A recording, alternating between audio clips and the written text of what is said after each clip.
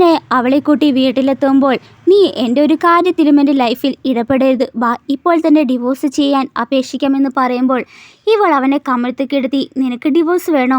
ഇതൊക്കെ പാരൻസ് ഒളിഞ്ഞിരുന്ന് കാണുന്നുണ്ടായി. അവനൊരു പാഠം പഠിപ്പിക്കേണ്ട സമയമായി. അവന് ഇത്തരത്തിലൊരു ആളെയാണ് വിവാഹം ചെയ്യേണ്ടതെന്ന് പറഞ്ഞു നിൽക്കുമ്പോൾ ഇവർ ഇവിടെ സംസാരിക്കുന്നത് ഹീറോ കാണുകയും അവരോട് ഹെൽപ്പ് ചോദിക്കുമ്പോൾ, മരുമകളെ നീ തന്നെ അവനെ കൈകാര്യം ചെയ്തേക്ക് എന്ന് പറഞ്ഞവർ മുങ്ങി. പിറ്റേ ദിവസം ഹീറോ ആർക്കു വിളിച്ച് 3 വർഷമായില്ലേ ആ ലേഡിയെ കണ്ടെത്താൻ ഇതുവരെ കഴിഞ്ഞില്ലേ?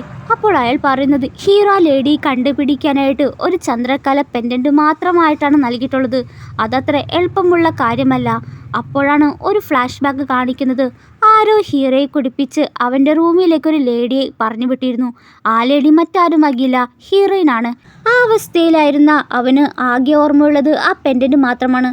സോ ഹീറോ ആ ലേഡിയെ കണ്ടെത്താനായിട്ട് അവൾക്കൊരു ലെറ്റർ എഴുതി വെച്ചിട്ടായും പോകാം. ഇവളും കണ്ണു തുറന്നു നോക്കുമ്പോൾ ഒരു ലേഡിയെ വിളിച്ച്, നിന്റെ സ്ഥാനത്ത് ഞാൻ കല്യാണം കഴിച്ചു. എൻ്റെ അമ്മയുടെ ജഡ്ജ്മെന്റ് നീ എപ്പോഴാണ് തരുന്നത്?